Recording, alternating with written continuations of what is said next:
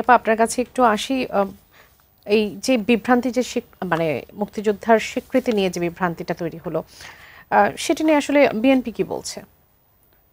ধন্যবাদ আপনাকে। যারা শুনছেন আমার শুভেচ্ছা অভিনন্দন, আমার সহালোচককে শুভেচ্ছা।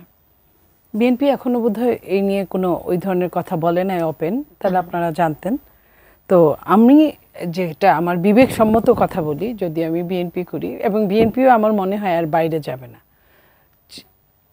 আমার সাথে আপনার শত্রুতা থাকতেই পারে, সেটা আলাদা হিসাব, কিন্তু মুক্তিযোদ্ধা, রাজাকার, অপরাধী, নিরপরাধ সব একাকার করা ঠিক হবে না। আমি যেটুকু আমার কাছে মনে হয়, শেখ মুজিবুর রহমান সাহেব যুদ্ধে ছিলেন না, কিন্তু এটা সত্যি যে তার নামের উপর যুদ্ধ হয়েছে। এবং তাজউদ্দিনের মেয়ে শর্মিলী আহমেদ, না হ্যাঁ, উনি যে বইটা লিখেছেন নেতা ও পিতা, সেই বইতে কিন্তু স্পষ্ট লিখেছিলেন যে তার বাবা 25শে মার্চের বিকালবেলা তার নেতার সাথে দেখা করতে যাওয়ার পরে যে কথোপকথনটা হয়েছে, তুমি তোমার মতো একখানে চলে যাও, কোনোখানে সেফ জোনে থাকো, আমি কোথায় আছি জিজ্ঞেস করো না, মানে তাকে তো নেতা মেনে তারা এটা ঠিক। শুনেন, যদি যুদ্ধটা হয়েছে শেখ মুজিবের নামের উপর, এবং যুদ্ধটা হয়েছে তখন শহীদ প্রেসিডেন্ট জিয়াউর রহমান স্বাধীনতার ঘোষণা দিয়েছেন। প্রথমে ঘোষণা দিয়েছেন নিজের নামে, আমি মেজর জিয়া বলছি। তারপরে যখন মনে করেছে পাকিস্তানে তো এটা প্রায় সময়ই কু হয়, এটাকে যদি বিশ্ব কু হিসেবে চালিয়ে দেয় তাহলে তো আসলে আমাদের টার্গেটটা ফুলফিল হবে না। তখন উনি বলেছেন major Zia on behalf of Sheikh Mujibur Rahman, এই কথাটা বলেছেন আওয়ার লিডার।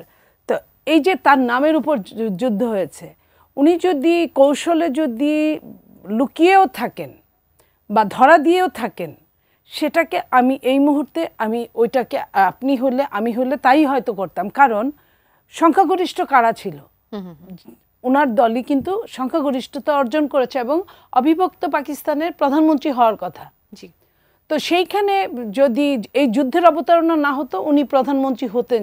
যদি পাকিস্তান বা আপনার পশ্চিম পাকিস্তান যদি এই টালটিবাল্টিটা না করতো, তাহলে উনি হতেন।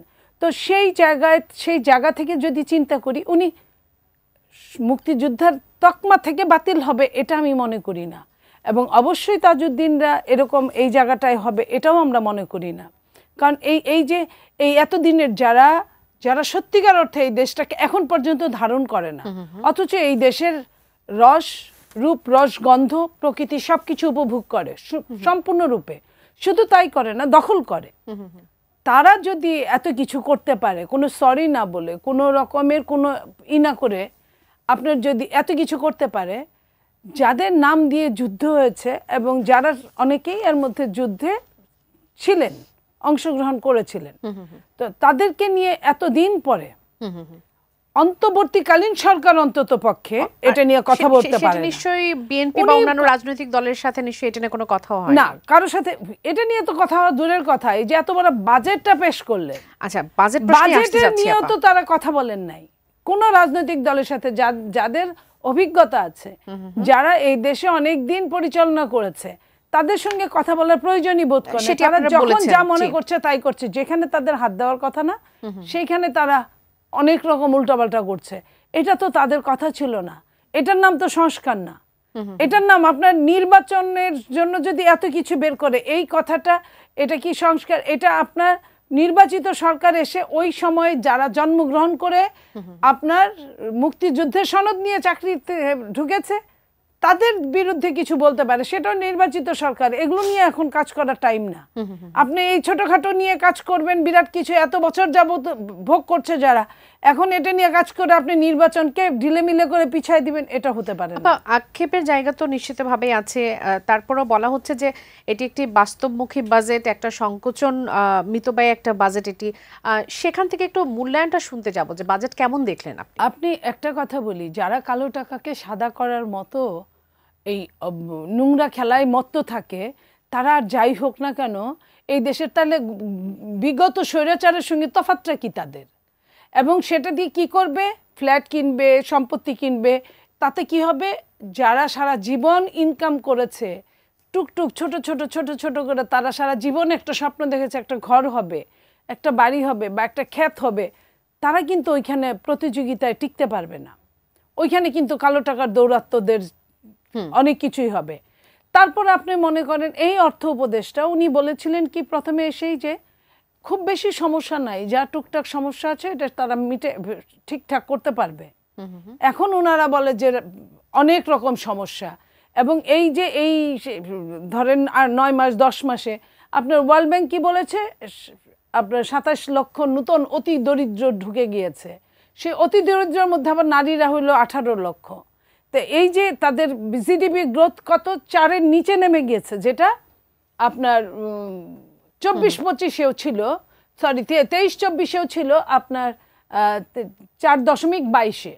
তো সেইখানে তারা যে বাজেটগুলো যেগুলো সবসময় মানুষের নিত্য ব্যবহার্য সেগুলোর দাম বেড়ে গেছে, যেগুলো মানুষ ব্যবহার করবে না কালে ভদ্রে, বছরে একবার কিনলে 10 বছর না ব্যবহার করলেও চলবে, এগুলোর আপনার দাম কমানো হয়েছে। বা এই যে এই জায়গাগুলো থেকে আমরা মনে করি যে এই বাজেটটা অবশ্যই কোনো এই অর্থনীতিবিদরা যে সরকারে আছে তাদের বাজেট না, জি এটা হলো গরিব মারার বাজেট। একটু মাসুদ কামাল ভাইয়ের কাছ থেকে একটু জানতে চাইবো, এই বাস্তবমুখী বাজেটকে আপনি কিভাবে দেখবেন? কারণ অনেকেই বলছে যে এটা বিশেষ কোনো পরিবর্তন আসেনি, গতানুগতিক বাজেট, তবে কিছু টুইস্ট রয়েছে এর মধ্যে।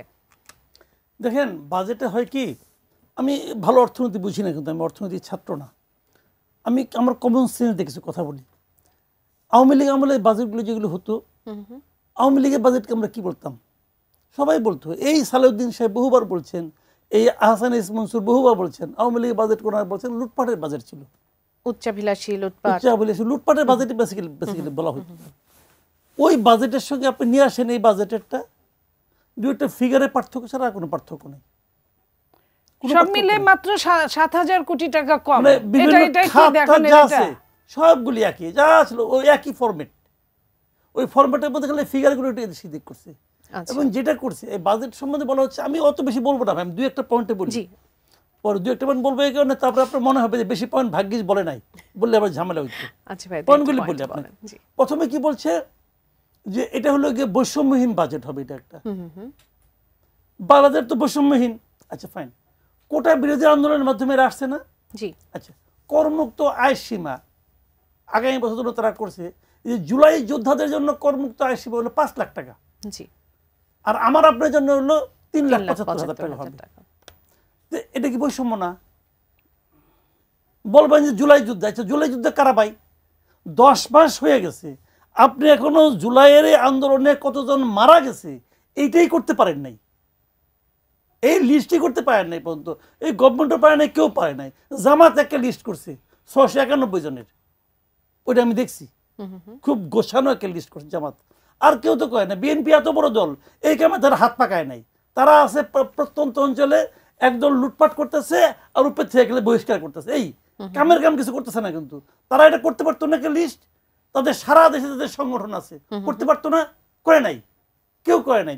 তো আপনাকে লিস্টই করতে পারেন নাই, আপনি জুলাই যোদ্ধা কেমন করে নির্ধারণ করবেন? কে জুলাই যোদ্ধা? যে রাজপথে যে মিছিল করছে সেই জুলাই যোদ্ধা? রাজপথে মিছিলটা করে নাই কে? সবাই করছে, করে নাই কে বলেন আপনি আমারে? সবাই করছে, গৃহবধূও করছে, ছোট ছোট বাচ্চারাও করছে, আমার ফ্যামিলিতে অনেকে গেছে, আমি নিজে দেখছি। এসএসসি পরীক্ষার সামনে তার হাত ধরে তার মা চলে গেছে, আমার ছোট ভাইয়ের বউ গেছে, মিছিলে গেছে, অনেকে আতঙ্ক বোধ করছে, এই তো ওরে নিয়ে গেলাম সামনে তোর পরীক্ষা যদি কিছু হয় হইলে হবে। এই সাহসটা তখন এই দেশের মানুষ কোথায় পাইছে? নিজেদের যে অন্তর্গত ক্ষোভ ওই সরকারের প্রতি, তার বহিঃ প্রকাশ ছিল ওইটা। তো জুলাই যুদ্ধে কে না এই মুক্তিযুদ্ধের তালিকা করে নাই? এরকম একটা ধান্দাবাজি আর একটা মানে শুরু হয়েছে, এর নাম বৈষম্য, এর নাম বৈষম্য বিরোধী বাজেট। এটা ভাই কি বলে তারা? এখানে আরেকটা ক্লু দেই, যাদের পয়সা বেশি তাদের কিন্তু কর কম, যাদের পয়সা কম 6 লাখ টাকার মধ্যে তাদের কিন্তু কর বেশি পার্সেন্টেজ অনুযায়ী। তাহলে এটা কি গরিব মারার বাজেট? আচ্ছা আর একটা কথা বলি, শুনেন আর একটা কথা বলি, কালো টাকা সাদা একটা ব্যবস্থা রাখছে। আচ্ছা আগে আওয়ামী লীগ আমলে লুটপাট হইতো, কাজে টাকা কালো হইতো বেশি, তাই না? কালো জিনিসটা কি? ঘুষ খেলে পরে এটা কালো টাকা, তাই তো? একজনের ঠেকে টাকা নিলাম, এটা কালো টাকা, মানে নিলাম, তদবির করে বাণিজ্য করে নিলাম, কালো টাকা। তাহলে এটা তো আগে ছিল, তখন তাদের নয় সরকার নয় চেষ্টা করতো যাদেরকে আমি করি ব্যবস্থা করি একটা টাকাটা, এইবারও রাখছে। তো এইবারে লুটপাট কে করতেছে ভাই এই 10 মাসে? তাহলে কি আমি বলবো যে কালো টাকা সাদা করার এই জিনিসটা রাখাই হয়েছে কতিপয় এপিএস এবং কতিপয় উপদেষ্টার টাকাগুলি বৈধ করার জন্য। মতলবটা কি রে ভাই, বুঝান আমারে ভাই, জি মতলবটা কি? ও মনে হয় দুইটাই চলবে মোটামুটি। একজন দর্শক আছেন আমাদের সঙ্গে এই মুহূর্তে, তার প্রশ্ন শুরু করতে চাই। দর্শক স্বাগত জানাচ্ছি, কে বলছেন, কোথা থেকে বলছেন, আপনার প্রশ্ন করবেন। আসসালামু আলাইকুম। আসসালামু আলাইকুম। ওয়ালাইকুম সালাম, আপনাকে শুনতে পাচ্ছি, আপনি বলবেন। আমি ঝর্ণা বলছিলাম গাজীপুর থেকে। জি, আমার প্রশ্নটা হইল যে বাংলাদেশের এই স্বাধীনতা যুদ্ধ নিয়ে এত কথা কেন? ৭১-এর যুদ্ধ নিয়ে মানে যুদ্ধই হয় নাই, কে যুদ্ধ করলো কে যুদ্ধ করলো না, কে ঘোষণা দিল কে ঘোষণা দিল না, এইটা বৈধ না ওইটা বৈধ না। পৃথিবীতে অনেক দেশে যুদ্ধ হয়ে দেশ স্বাধীন করে দেশ পরিচালনা হইতেছে, সেখানে কোনো বিরোধিতা নাই, কিন্তু শুধু বাংলাদেশেই কেন স্বাধীনতা নিয়ে ৭১ নিয়ে এত কথা হচ্ছে? আপনি আর কোনো প্রশ্ন রাখতে চান? জন্মে ঠিক আমার প্রশ্নটা হইলো, আমি প্রশ্নটা একটু করি। আমার প্রশ্নটা হইলো ৫ই আগস্টের তাই কি ডক্টর ইউনূস বৈধতা দিতে চাচ্ছে কিনা ৭১টাকে মুখে? অসংখ্য ধন্যবাদ, আপনি থাকুন আমাদের সঙ্গে। মনিয়াপা, আপনার কাছ থেকে উত্তরটা নেই। প্রশ্নটা আসলে শেষে একটু বুঝতে আচ্ছা, উনি শেষের অংশটুকু ছিল যে ৫ই আগস্টকে বৈধতা দিয়ে কি ৭১কে বাতিল করে দেওয়ার চেষ্টা করা হচ্ছে কিনা।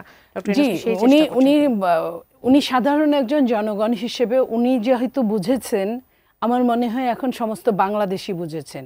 ওনারা যারা ২৪কে প্রাধান্য দিয়ে ৭১কে ম্লান করে দেওয়ার জন্য এই কাজগুলো হচ্ছে। ৭১কে ম্লান করা কোনোভাবেই সম্ভব না, কারণ ওটা হচ্ছে আমাদের অস্তিত্ব, আমাদের সার্বভৌমত্ব। আর যেটা ২৪-এ ছিল সেটা একটা স্বৈর শাসকের পতন, একটা ফ্যাসিস্টের পতন। অনেক দিন বিভিন্নভাবে দেশি বিদেশি সহযোগিতায় ক্ষমতার অপব্যবহার করেছে, নির্বাচনকে কুক্ষিগত করে রেখেছে। তাকে আমরা মানে ছাত্র জনতা সবাই মিলে, এখানে গার্ডিয়ান থেকে শুরু করে প্রত্যেকেই এই ২৪-এর যুদ্ধের সাথে ছিল, ৭১-এর যুদ্ধের সাথেও ছিল। কিন্তু ৭১-এর যুদ্ধটা আমাদেরকে একটা সার্বভৌমত্ব, একটা দেশ এনে দিয়েছে। এটার সাথে কোনোভাবেই ২৪কে ৯০কে একখানে করা যাবে না ওই একটা জায়গায়। এইখানে এটা হলো গিয়ে ১ নাম্বার যদি থাকে, এটা হচ্ছে আমার দেশ, এটা ৫৬,০০০ বর্গ মাইল, আর বাকিগুলো হচ্ছে আমার দেশের আভ্যন্তরীণ ব্যাপার।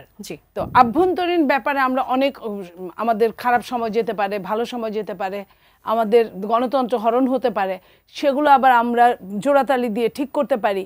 সেটা কিন্তু দেশ নিয়ে যখন কোনো কিছু হয়, লাইক আমি আপনাকে যদি বলি, যেমন করিডোর নিয়ে কথা হচ্ছে, যেমন সেন্ট মার্টিন নিয়ে কথা হচ্ছে, এগুলো কিন্তু দেশের সার্বভৌমত্ব একদম নাড়ি ধরে টান দিয়েছে।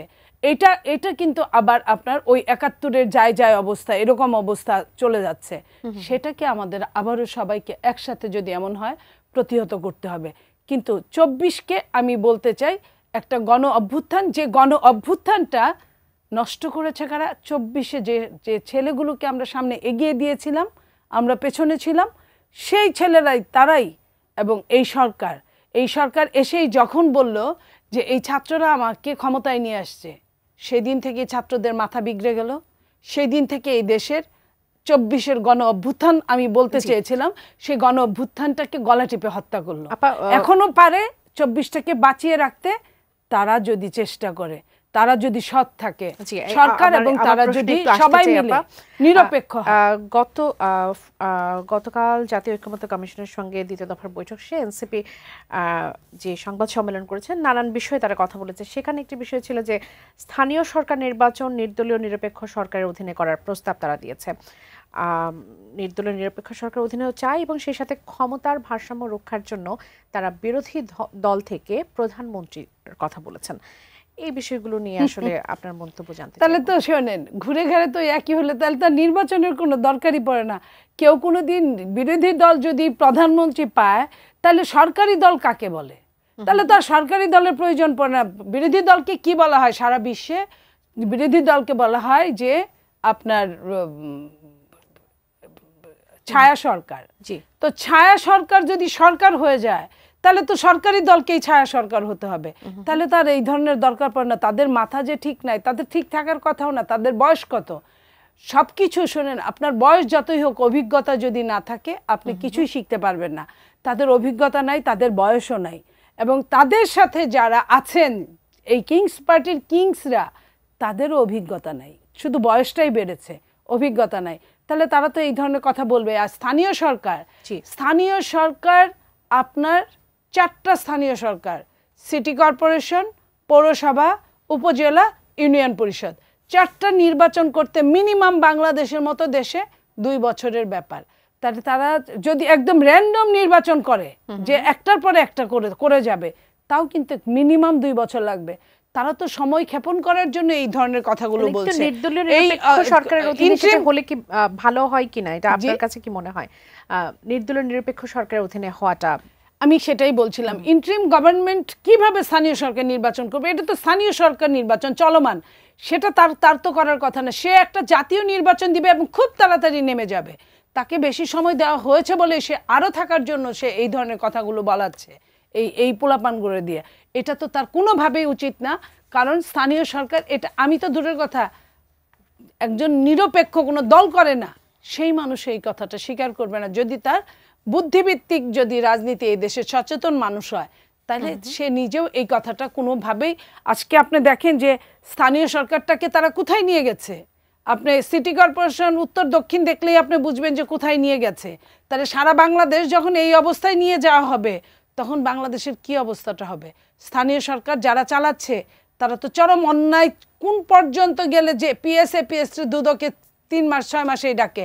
শেখ হাসিনার একটা কথা বলছিল যে তার পিয়ন 400 কোটি টাকার মালিক, এটা বলাতে কিন্তু জনরোষ কিন্তু 100 গুণ 1000 গুণ বেড়ে গিয়েছিল, তার নামার জন্য তড়িৎ করেছিল।